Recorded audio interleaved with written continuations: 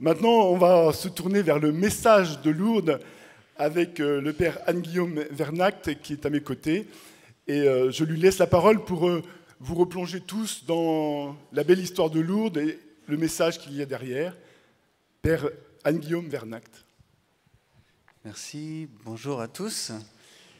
C'est impressionnant de vous voir tous réunis ici. Je suis très heureux de me présenter à vous et puis de vous adresser la parole sur le message de Lourdes. Donc effectivement, je suis le père Anne-Guillaume. Je suis un chapelain du sanctuaire, en bas, au bord du Gave. Voilà, et donc avec la mission d'accueillir tous les pèlerins pour aussi partager avec tous donc, ce message de Lourdes. Le mot message de Lourdes veut tout et rien dire, mais je préfère quand il veut tout dire. Vous savez, la Vierge Marie à Lourdes a laissé très peu de paroles finalement. Il y a d'autres lieux d'apparition où Marie a abondamment parlé, et finalement, alors qu'à Lourdes, elle a dit très très peu de paroles, et suffisamment peu pour que chacune de ces paroles puisse nous aider le mieux à rejoindre l'Évangile en lui-même. Finalement, on le comprend bien quand la Vierge Marie va faire jaillir cette source et qu'elle va inviter Bernadette à aller à la source, en lui disant « Allez à la source pour y boire et pour vous y laver », ça évoque tellement l'Évangile, en particulier quand le Seigneur Jésus dit si quelqu'un a soif, qu'il vienne à moi et qu'il boive, de son cœur jailliront des fleuves d'eau vive. Et en disant cela, il parlait de l'Esprit Saint que devaient recevoir ceux qui croiraient en lui. Eh bien, on comprend que le message de Lourdes, c'est exactement l'Évangile. Alors, on m'a donné 35 minutes, alors déjà moins 2 ou 3, parce que ça fait déjà 3 minutes que je parle, pour vous livrer l'Évangile. Vous voyez un petit peu le challenge pour moi. Alors, non, évidemment, je vais être un peu plus simple. Et peut-être que pour bien parler du message de Lourdes, il faut commencer par Bernadette elle-même. Sainte Bernadette. Vous connaissez grosso modo l'histoire de Bernadette. On a compris que Bernadette était une enfant donc finalement très pauvre. Vous avez visité le cachot, ou si vous ne l'avez pas fait, vous irez le visiter. Cette toute petite pièce, un tout petit réduit dans lequel toute la famille s'était retrouvée là, par un concours de circonstances, la faillite, etc. Enfin, il y avait une immense pauvreté et une très grande opprobre aussi qui s'était abattue sur toute la famille, qui vivait tout cela avec une profonde humilité. Donc ça, c'est quelque chose de très impressionnant. La pauvreté qui est une pauvreté radicale de toute la famille Soubirous, mais qui était vécue dans une véritable humilité et une vraie simplicité. Il y avait quelque chose de saint dans cette famille. Et on a le témoignage en particulier que tous les soirs, au cachot, la famille Soubirous réunie, donc les 2 parents et 4 enfants, priait le chapelet tous les soirs. Voilà. C'est le cousin Sajous qui habitait juste au-dessus qui disait « Jamais je n'ai entendu une dispute. Par contre, tous les soirs, j'entendais la rumeur du chapelet qui montait. » Donc ça, c'est quand même déjà un très très beau témoignage qui nous montre de quelle manière Bernadette vivait cette pauvreté. Et alors, dans cette pauvreté radicale de Bernadette, il y avait quand même, je dis ça comme ça, je ne sais pas si c'est les bons termes, une immense richesse. Vous savez que Bernadette avait atteint l'âge de 14 ans, et à cet âge-là, elle n'avait toujours pas fait sa première communion, qui était finalement le drame de Bernadette. Elle n'avait pas pu faire sa première communion, mais elle n'avait que ce désir, c'était de faire sa première communion, de pouvoir faire sa première communion. Tous les choix qu'elle pose, tout ce qui oriente sa vie, à chaque instant, c'est ça. Comment faire pour faire ma première communion? Vous savez qu'elle était partie quelques mois auparavant à Bartrès. Eh bien, elle a bien voulu aller à Bartrès parce que là-bas, elle avait l'espérance de pouvoir y faire sa première communion. Finalement, ça n'a pas marché, donc elle a décidé elle-même de revenir à Lourdes, parce qu'au moins à Lourdes, il y a un prêtre pour pouvoir faire sa première communion. Enfin, tous les choix qu'elle pose sont ordonnés à cela. Et c'est pourquoi j'appelle ce désir qu'elle a de faire sa première communion comme une véritable richesse. Et en même temps, c'est un double désir, et ça c'est très beau, et là je vais vous donner la clé de compréhension de tout le message de Lourdes, eh bien c'est que Bernadette voulait faire sa première communion pour pouvoir devenir enfant de Marie. Qu'est-ce que c'est que les enfants de Marie? À l'époque, c'était une association à la paroisse de Lourdes où les dames, de la ville, mais aussi les jeunes filles qui avaient fait leur première communion, pouvaient se consacrer à la Vierge Marie. Et finalement, Bernadette avait le désir de se consacrer totalement à la Vierge Marie, et pour cela, il fallait qu'elle ait fait sa première communion. Voilà donc cette double richesse qui finalement nous met au cœur de l'Évangile. La double richesse dans le cœur de Bernadette, c'est Jésus et Marie. Son désir de Jésus et son désir de Marie, et les deux vont l'un ensemble, évidemment, on ne peut pas séparer l'un de l'autre. On peut dire que le christianisme commence, c'est une grande phrase un peu prétentieuse que je vais dire là, mais la foi chrétienne commence quand Marie, à l'Annonciation, reçoit la visite de l'archange Gabriel et qu'elle conçoit dans son sein, justement, le Seigneur Jésus qui naîtra d'elle. C'est ça, toute la foi chrétienne est totalement concentrée là, dans le fiat de la Vierge Marie, qui est donc une sorte de consécration de la Vierge Marie vis-à-vis de Jésus. Et puis dans cette salutation de l'ange qui lui dit « Réjouis-toi, comblé de grâce », et pour nous, à Lourdes, cette salutation de l'ange a une importance capitale, puisque ça rejoint la définition de la Vierge Marie comme Immaculée Conception. Alors avant d'en arriver là, donc je vous présente comme cela Bernadette, donc avec cette pauvreté fondamentale, radicale, mais vécue dans l'humilité, et en même temps une immense richesse, ce double désir de Jésus et de Marie. Et le problème de la pauvreté dans laquelle se retrouvait Bernadette, c'est il n'y avait que des obstacles devant la vie de Bernadette. Malgré ce grand désir qu'elle avait, elle est toujours barrée, elle est toujours empêchée, elle ne peut pas avoir accès ni à Jésus, ni à Marie. Ça, c'est les fruits de la pauvreté.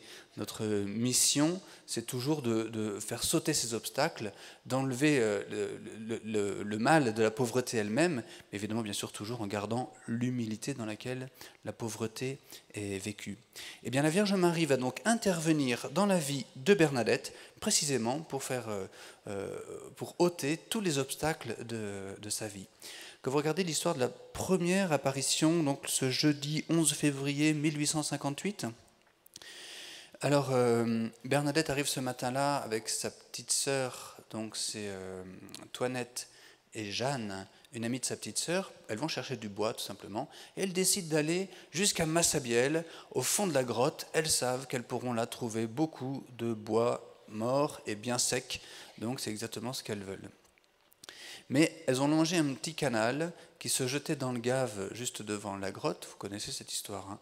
Et puis finalement elles se retrouvent toutes les trois bloquées sur cette petite bande de terre entre le Gave et le canal devant la grotte, et pour aller chercher du bois dans la grotte, il faut traverser le canal. Alors pour Toinette et Jeanne, c'est pas un souci, on est pieds nus dans ses sabots, on enlève ses sabots, on traverse le canal, on se mouille les pieds, on pleure tellement l'eau est froide, mais bon, elles ont pas trop peur, et on va au fond de la grotte et on commence à ramasser du bois. Et pour Bernadette, c'est un obstacle, encore un obstacle insurmontable, qui est l'image de toute la vie de Bernadette. Elle disait, au fond de la grotte, il y a... Alors ça nous fait du bien d'entendre cette parole parce que ça va nous mettre les valeurs au bon niveau. Il y a une mine, entendez bien les mots, hein, il y a une mine de bois mort et de vieux ossements. C'est la parole de Bernadette. Voilà ce qui faisait la richesse de Bernadette. Une mine de bois mort et de vieux ossements. Et encore à ce trésor, elle n'avait pas accès parce qu'il fallait traverser ce petit canal, et pour Bernadette, c'était un problème, parce qu'elle était malade, parce qu'elle avait des bas, parce qu'en quittant le cachot juste avant, sa mère lui avait dit « Surtout, ne te mouille pas les pieds ». Alors avec tout cela, eh bien, elle était encore totalement empêchée d'avoir accès à ce trésor. C'est l'image symbolique de toute la vie de Bernadette, ce grand trésor qu'elle a dans son cœur. Elle n'y a pas accès concrètement, parce que, à cause de cette pauvreté qui l'accable. Et donc c'est dans cette situation précisément que la Vierge Marie va apparaître d'une manière très belle. Évidemment, donc vous connaissez l'histoire, le coup de vent, bon, elle se retourne, elle voit que les arbres ne bougent pas, deuxième coup de vent, elle se retourne vers la grotte, elle lève les yeux et là elle voit, donc dans le rocher, dans la niche du rocher, cette jeune fille, c'est la Vierge Marie, mais c'est une jeune fille, hein, la Vierge Marie a 14 ans, le même âge que Bernadette quand elle apparaît là. Et elle est, telle que Bernadette nous la décrira, elle voit une jeune fille dans la lumière, tout en sourire. Une très belle phrase du père René Laurentin qui dit ceci: dans le trou sombre, une lumière, et dans cette lumière, un sourire. Voilà ce que voit Bernadette. La Vierge Marie intervient, sourit donc à Bernadette, ce que peu de monde faisait, regarde Bernadette, ce que peu de monde faisait aussi, et se penche vers Bernadette, donc en montrant une sorte de sollicitude maternelle extrêmement dynamique. Il ne faut pas imaginer, vous savez, des fois on fait des statues ou des images de la Vierge Marie hyper statiques, bien, qui ne bougent pas. Parfois on incline la tête pour montrer qu'il y a un petit peu de sentiment dans le cœur de la Vierge Marie. Non, la Vierge Marie, c'est un énorme dynamisme qui se penche complètement avec toute la puissance de son amour maternel vis-à-vis de Bernadette. Et tout ça s'est exprimé par son sourire, par son regard, par son attitude où elle se penche vers Bernadette. Et puis un petit signe très délicat de la part de la Vierge Marie, Marie lui a fait signe d'avancer. Elle ne peut pas avancer, elle est bloquée par tous ces obstacles que je viens de vous décrire. Marie lui fait signe d'avancer. Et en vérité, à partir de cet instant, Bernadette va dire « le premier jour, j'ai pas osé ». Puis vous savez qu'elle est restée à genoux là, sur cette petite bande de terre, et a prié son chapelet justement avec la Vierge Marie. Mais quand même, ce qui est vrai, c'est qu'à partir de cet instant, la Vierge Marie va faire sauter tous les obstacles devant la vie de Bernadette. Et la même année, en 1858, Bernadette va pouvoir faire sa première communion le jeudi 3 juin, le jour de la fête Dieu. Et en septembre, le 8 septembre, le jour de la fête de la Nativité de la Vierge Marie, Bernadette sera consacrée à la Vierge Marie et deviendra enfant de Marie. C'était son grand désir. Donc voilà, je trouve ça très beau, cette rencontre de la Vierge Marie qui intervient avec toute cette sollicitude maternelle vis-à-vis de Bernadette pour la faire avancer, pour la faire grandir, pour enlever les obstacles de sa pauvreté, tout en laissant évidemment dans le cœur de Bernadette cette joie de la rencontre et puis cette humilité profonde qu'elle gardera toujours par la suite. C'est sainte Bernadette. Elle est sainte, non pas pour avoir vu la Vierge Marie, mais parce que c'est Bernadette, quoi, tout simplement. Il faut découvrir le personnage de Bernadette. Alors pour nous, un petit détail qui peut nous aider, c'est que vous savez que la Vierge Marie est apparue en robe blanche avec une ceinture bleue. Je suis touché que de voir, vous avez tous un foulard bleu. Enfin, peut-être qu'il n'est pas bleu, en fait je suis daltonien, mais je pense qu'il est bleu, c'est ça. Un foulard bleu, voilà, vous êtes mariale. Je vous félicite. La Vierge Marie apparaît en robe blanche avec une ceinture bleue. Aujourd'hui, ça ne nous fait plus rien. Évidemment, c'est la Vierge Marie. Ben oui, c'est les couleurs de la Vierge Marie. Mais ce n'est pas si évident que ça. C'est les couleurs de la Vierge Marie parce qu'on connaît Lourdes. Mais avant Lourdes, la Vierge Marie n'était jamais apparue comme ça. À Guadeloupe, elle était apparue en femme indienne. À 1830, à la rue du Bac, ben là, je ne sais même pas comment elle est apparue. Mais pas en robe blanche et ceinture bleue, je ne sais pas. À La Salette, 1846, elle était apparue bien en femme de La Salette. Et à Lourdes, eh bien, si on est logique, elle devrait apparaître en femme de Lourdes. Or, elle apparaît en robe blanche et ceinture bleue. Ben, ça va peut-être vous surprendre, mais ce costume, c'est un costume de Lourdes. C'est exactement le costume que portaient justement ces dames de la ville consacrées à la Vierge Marie, les fameuses enfants de Marie auxquels voulait appartenir Bernadette. C'était leur costume de consécration. Et quand on faisait des processions à la fête Dieu ou que sais-je, eh bien, toutes ces dames étaient habillées en robe blanche et ceinture bleue. Donc Marie vraiment adopte le costume local, mais pas le costume des femmes des Pyrénées quand elles vont, je sais pas quoi, travailler. Eh bien non, c'est le costume d'une consécration, de la consécration à la Vierge Marie. Et depuis lors, maintenant, partout où vous allez dans le monde, quand vous voyez une statue avec une femme habillée en blanc et une ceinture bleue, vous dites « c'est la Vierge Marie ». Voilà, ça a marché. Marie est championne en communication. Mais pour nous, si on se met au niveau du message de Lourdes, c'est évidemment une invitation pour vivre soi-même une consécration à la Vierge Marie. Voilà. Le message, il est pour moi assez clair, quoi. Puisque Marie veut toujours s'habiller comme nous, eh bien, elle s'habille là comme elle est, pour que maintenant nous habillions comme elle, donc que nous consacrions notre vie à la Vierge Marie. Vous connaissez ces paroles dans la parole de Dieu, dans le Nouveau Testament, Saint Paul. Le Christ s'est dépouillé de sa divinité pour nous en revêtir. À nous maintenant de nous dépouiller du vieil homme pour revêtir l'homme nouveau. Et puis finalement, il y a tout cet échange-là entre la pauvreté et la richesse que décrit saint Paul en disant, eh bien, nous devons nous revêtir de la richesse du Christ. Voilà, il s'est fait pauvre pour nous revêtir de sa propre richesse. Donc tout cela est contenu dans ce costume, cette robe blanche et la ceinture bleue de la Vierge Marie, pour nous inviter à nous dépouiller nous-mêmes du vieil homme et choisir de nous consacrer à la Vierge Marie.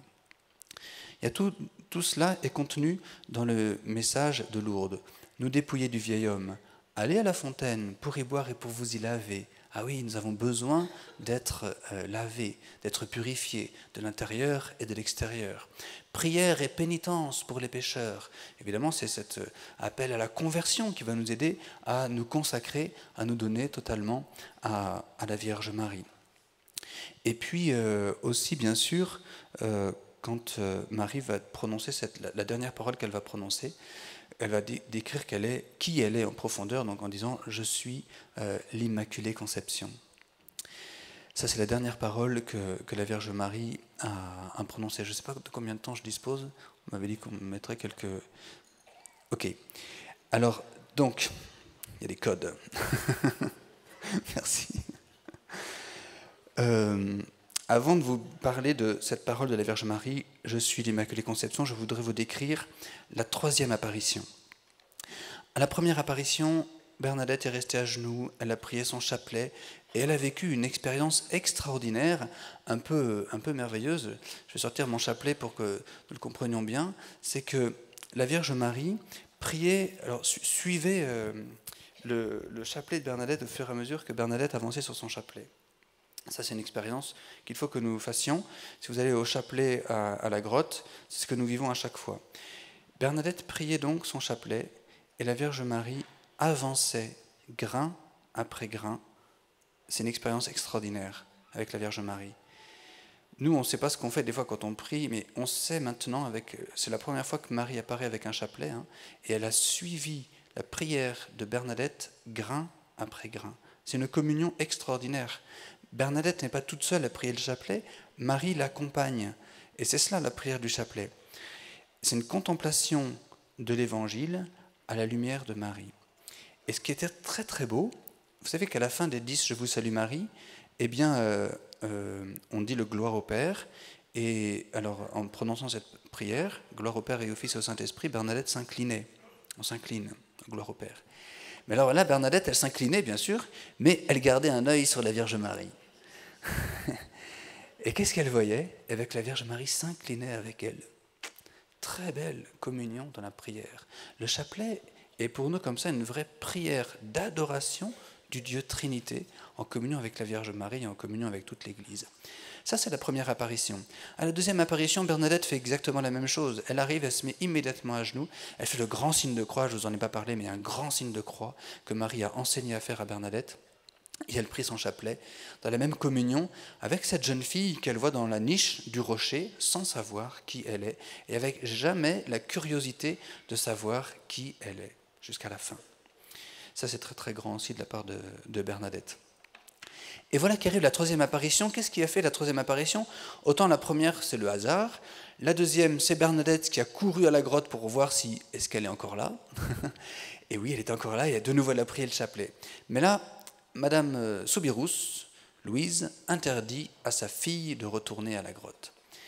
Sauf que Bernadette avait dit que la dame est habillée en robe blanche et ceinture bleue. Toutes les enfants de Marie de Lourdes se sont réveillés en disant « Il faut qu'on aille voir à la grotte, à Massabielle. Certainement que c'est une de nos consoeurs, qu'il revient du ciel et qui a quelque chose à nous dire. » Alors c'est Madame Millet, vous savez, qui organise l'expédition le jeudi suivant, le 18 février, et elle entraîne Bernadette. Louise Soubirous est obligée de laisser partir sa fille. C'est la troisième apparition à genoux de nouveau, dès le début du chapelet, la Vierge Marie apparaît et Bernadette reprit complètement son chapelet avec la Vierge Marie. Et là, c'est très très beau ce qui va se passer. Avec, à la fin du chapelet, Madame Millet donne à Bernadette de quoi écrire. C'est très drôle parce que vous savez que Bernadette ne sait pas écrire. Et ça fait rire la Vierge Marie dans la niche.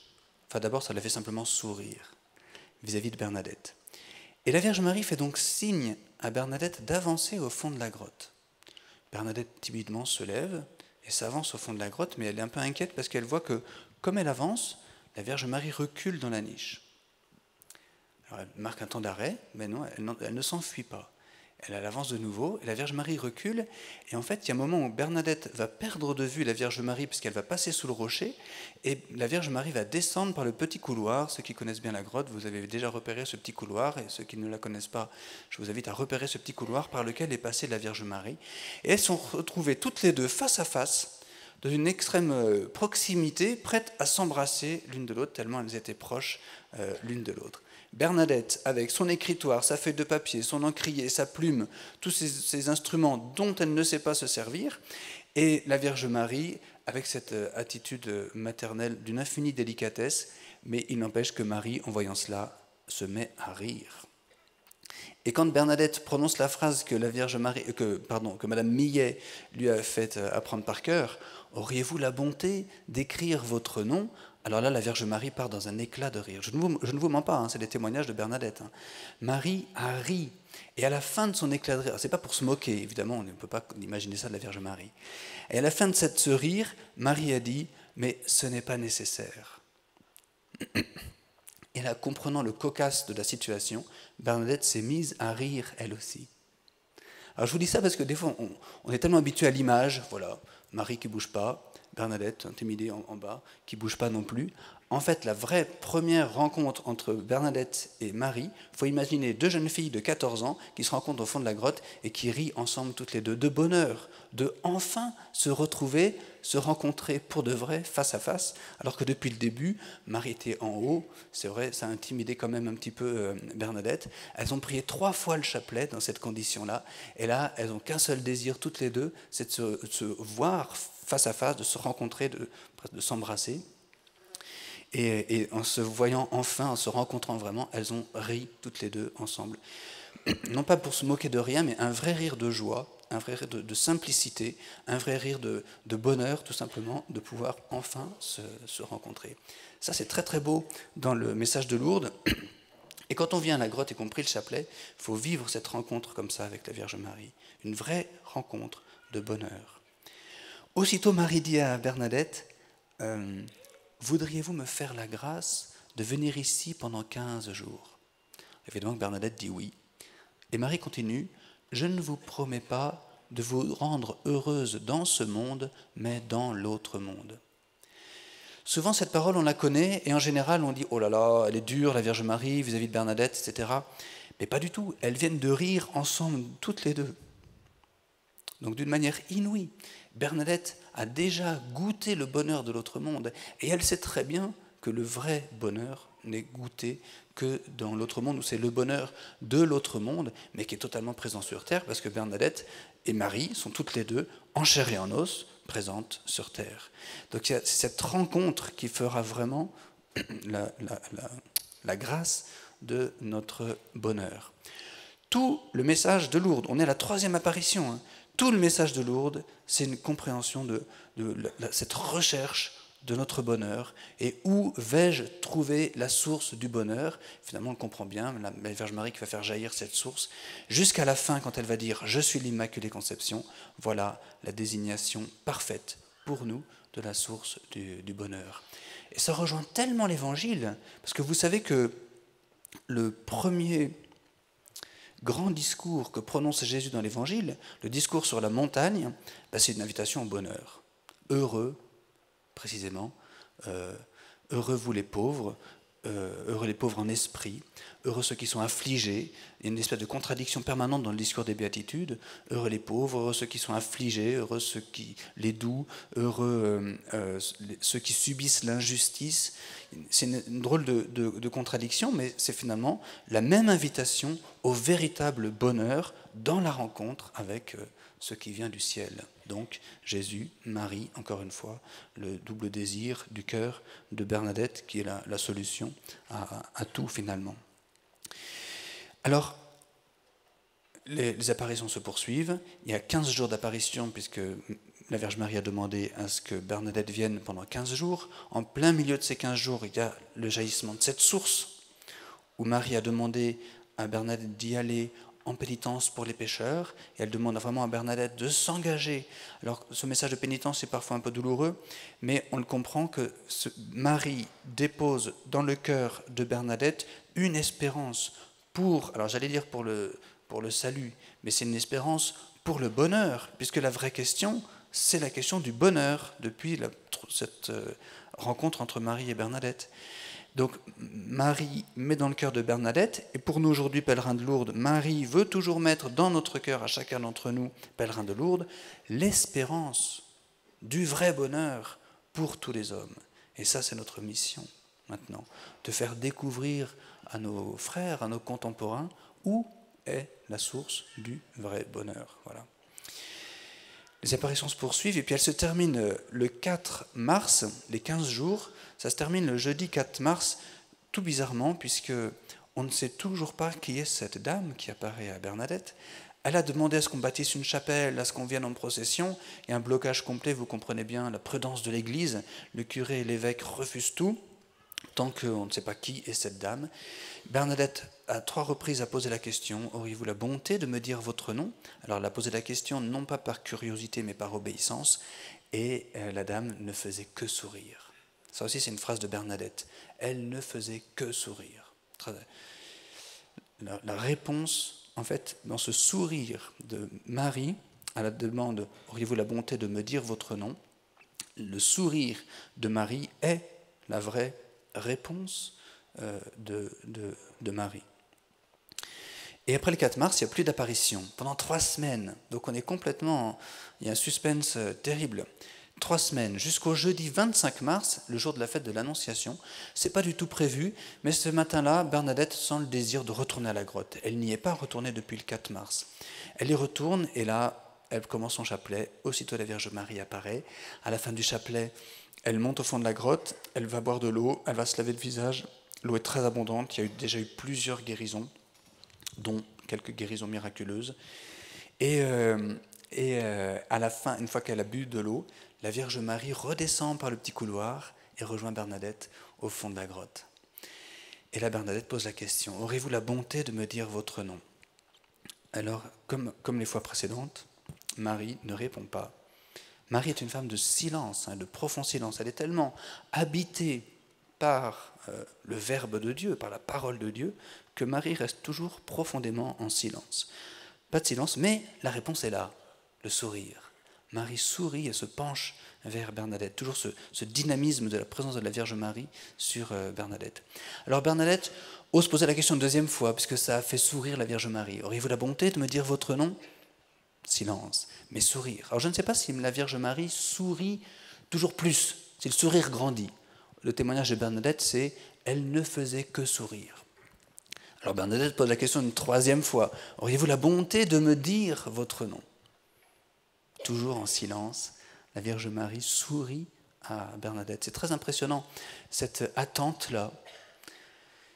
On a l'impression que la Vierge Marie fait grandir Bernadette dans le désir vrai de connaître l'identité profonde de Marie. Mais en fait, on va se rendre compte que ce n'est pas ça le vrai problème. Marie fait grandir Bernadette dans la capacité de comprendre ce qui fait le bonheur de Marie. Vous y êtes ?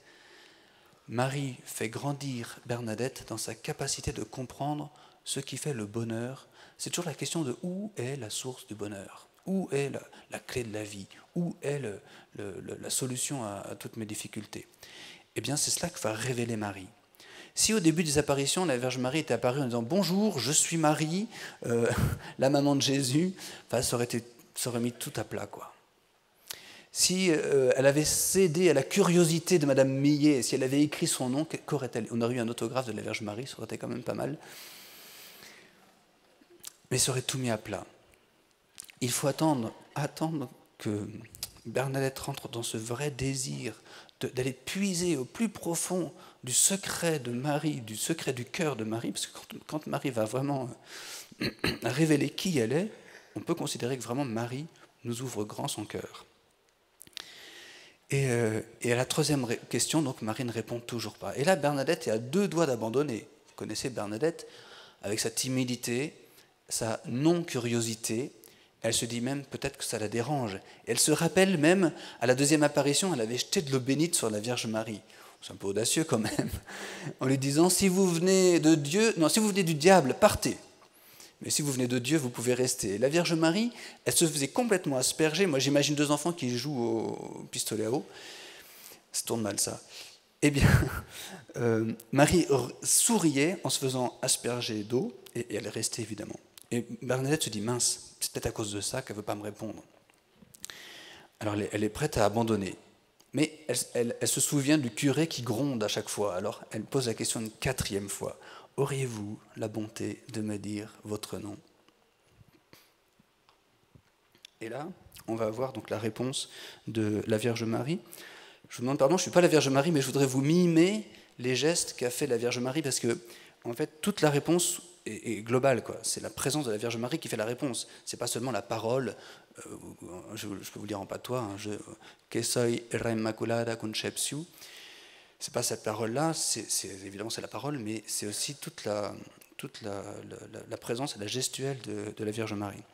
Je suis un peu embêté parce que j'ai ce micro. Alors en fait, comme c'est en silence d'abord, je vais poser le micro et je vais vraiment vous mimer la Vierge Marie. Puis je vous ferai la description du geste après. Très bien, oui. Alors pardonnez-moi, je suis un peu prétentieuse dans ça, mais c'est bon. La Vierge Marie a un grand chapelet. Alors, moi c'est un rosaire, mais imaginez que c'est un grand chapelet qui descend jusqu'au pied de la Vierge Marie, bien droite, debout, voilà, les mains bien jointes parfaitement. Ça agaçait Bernadette de voir les statues un peu lascives. Non, bien droite. Et Marie, donc, tout en sourire, commence par, comme le dit Bernadette, mettre les deux bras pendants. Très important parce que ça, c'est la position de la Vierge Marie à la médaille miraculeuse, 1830. C'est déjà l'Immaculée Conception. Ô Marie conçue sans péché, c'est devenu la prière de Lourdes. Ô Marie conçue sans péché, priez pour nous qui avons recours à vous. Marie donc témoigne là par cette position tout en silence, en regardant Bernadette, en lui souriant, quelle est l'Immaculée Conception, sans rien dire. Ensuite, un très beau geste, c'est parfait. Ensuite, un très beau geste, Marie relève les mains et le rejoint sur son cœur. J'aime beaucoup ce geste parce que c'est le geste que fait le prêtre à la messe. En permanence, on fait ça. Et en même temps, c'est un geste révélé. L'Évangile nous dit, Saint Luc nous dit que Marie gardait tout dans son cœur. Et que garde-t-elle, sinon la grâce que Dieu lui donne? Donc ce geste-là témoigne qu'elle recueille la grâce et elle la garde dans son cœur. Ça veut dire que Marie est efficace. Ça veut dire que Marie est efficace, qu'elle ne laisse rien perdre. Elle ne laisse pas « Oh, mince, j'ai échappé la grâce ». Non, on le savait déjà. Quand Marie avait mis les mains comme ça à la médaille miraculeuse, il y avait les rayons de grâce qui jaillissaient de ses mains, qui tombaient sur nous, sur la terre. Donc Marie est comblée de grâce. C'est ce que lui avait dit l'archange Gabriel. « Réjouis-toi, comblée de grâce ». Comblée de grâce égale source de bonheur et de joie. Réjouis-toi, comblée de grâce. Ensuite, Marie lève les yeux au ciel. Très grand ce geste-là. Elle lève les yeux au ciel. Ça témoigne que Marie, tout ce qu'elle est et tout ce qu'elle a, vient de Dieu. Ça nous révèle l'extrême pauvreté de Marie. Marie n'a rien à elle, aucune propriété privée en Marie. Marie n'a mis la main sur rien. Elle a tout reçu de Dieu pour tout nous transmettre. Vous voyez ce que je veux exprimer? Et donc c'est une réelle pauvreté, spirituelle évidemment, de la Vierge Marie.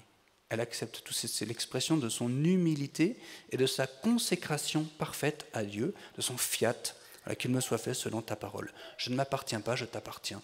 Tout ce que j'ai est à toi, vient de toi et je le redonnerai. à mon fils et ensuite à l'Église. Donc ce geste de lever les yeux au ciel est très révélateur de l'identité la plus profonde de Marie, donc une pureté et une pauvreté, mais une richesse finalement de Dieu. Et c'est donc les yeux levés au ciel que Marie prononce cette parole, « Que soy era immaculada conceptio » « Je suis l'Immaculée Conception ». Vous savez le coup de théâtre que ça a fait dans toute l'Église, puisque 4 ans auparavant, le pape Pie IX avait proclamé le dogme de l'Immaculée Conception, en disant que Marie est conçue immaculée, le pape, et Marie aurait dû dire « Je suis conçue immaculée ». Eh bien non, elle a dit « Je suis la conception immaculée ». Donc c'est un coup de théâtre extraordinaire, je pense que l'Église aujourd'hui encore ne s'en est pas remise. Marie à la fois confirme la parole du pape en prenant la même expression, Immaculée Conception, mais en même temps elle dit infiniment plus et elle nous révèle finalement son infinie proximité avec le Christ qui est la véritable source de toute grâce. Je vous remercie.